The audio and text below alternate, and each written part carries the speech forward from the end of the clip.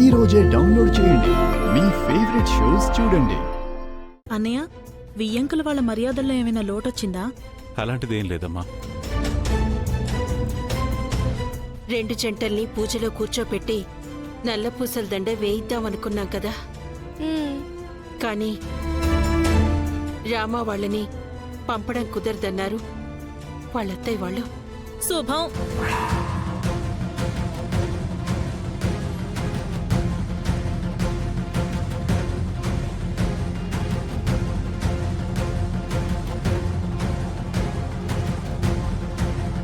జరిగిందంతా మన మంచికే అనుకోమంటారు కదన్నయ్య, అందుకని అలా అన్నాను.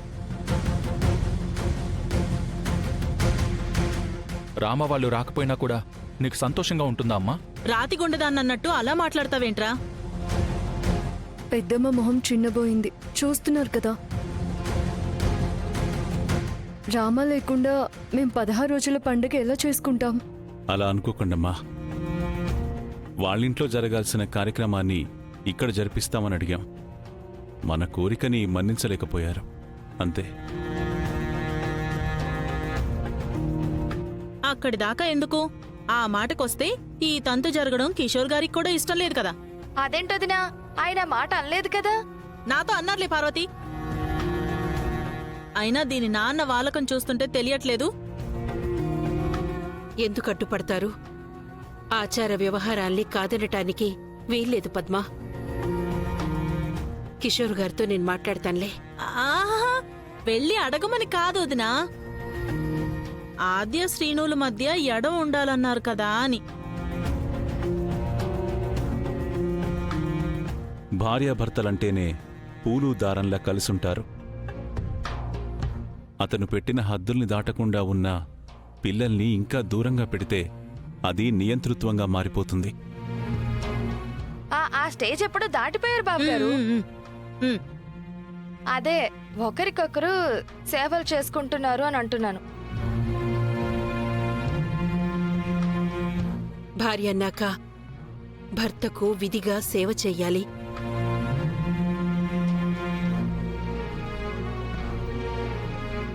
అందులోనే ఆనందం, తృప్తి ఉంటుంది. మరే ఇద్దరు కూతుళ్ళకి కలిపి ఆ కార్యక్రమం జరిపించాలనుకున్నాం. కనీసం ఆచకైనా జరిపించి సంతోషిస్తాం. మామయ్య, శౌర్య బ్రోతో నన్ను మాట్లాడమంటావా? ఇబ్బంది పెట్టకు సీను. పెద్దవాళ్ళు మాట్లాడితేనే ఊహు అన్నారు. నువ్వేంట్రా మాట్లాడేది? పెద్దమ్మ, ఒక్కసారి నేను రామాతో మాట్లాడి చూస్తాను. ఒక జంటతో అయితే కార్యం జరుగుతుంది కదా, అన్నీ అనుకున్నట్టు అవ్వాలంటే ఎలా?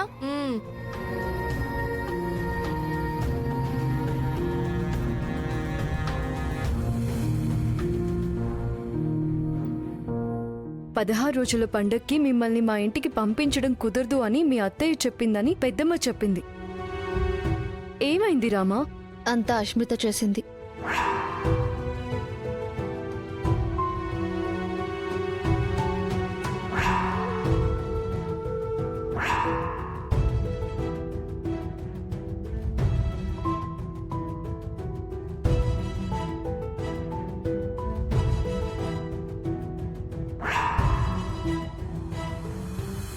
అష్మిత నీ లైఫ్లోకి రాకముందే ఏదో ఒకటి చేయాలి రామా. దాని గేమ్స్కి ఎండ్ కార్డు వేసే టైం దగ్గరలోనే ఉంది ఆద్య. ముందు ఎలాగైనా సరే మన ఇద్దరి నల్లపూసల కార్యక్రమం ఒకేసారి పెద్దమ్మ పెదనాన్న అనుకున్నట్టు ఆ ఇంట్లో జరగాలి. అవును, మనిద్దరి పెళ్ళైన తర్వాత ఇద్దరికి కలిపి జరిగే మొదటి ఫంక్షన్. దానికి అమ్మ ఎంతో ఆశపడుంటుంది. అవును రామా, ఇంటికి తిరిగొచ్చాక కూడా పెద్దమ్మ మొహంలో బాధని చూశాను. ఎలాగైనా సరే మనం కలిసే ఈ కార్యక్రమం చేసుకోవాలి. అయితే ఒక పని చేద్దాం, ముళ్ళుని ముళ్ళుతోనే తీద్దాం. హా?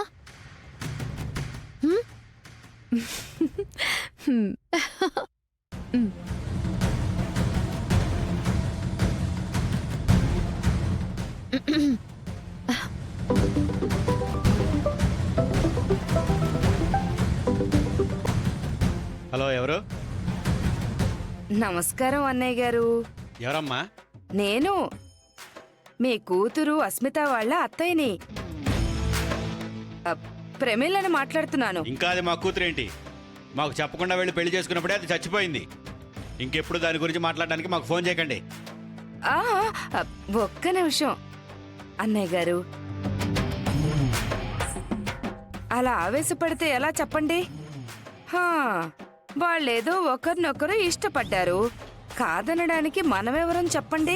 అసలు మీరు ఏం చెప్పడానికి కాల్ చేశారు? వాళ్ళమ్మ ఇప్పుడు చూడు. మాట్లాడండి.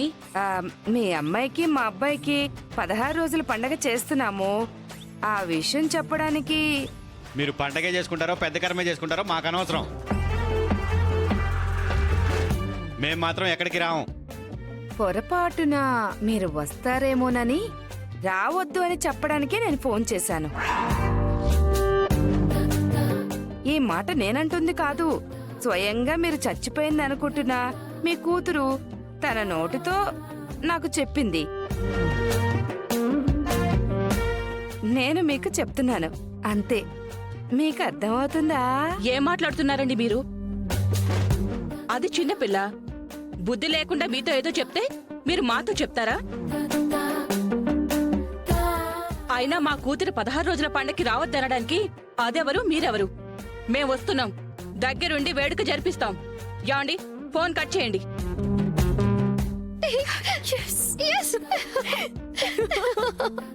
సక్సెస్.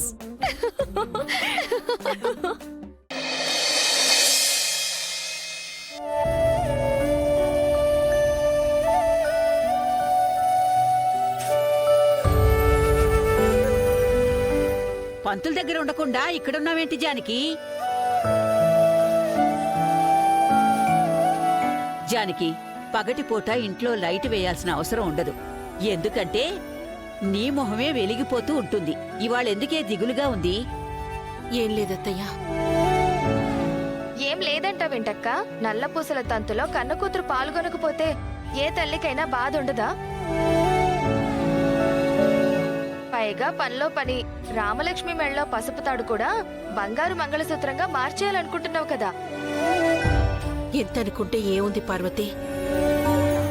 ఆడపిల్ల అత్తారింటికి వెళ్ళాక ఆ ఇంటి మాటలే చెల్లుతాయి కదా.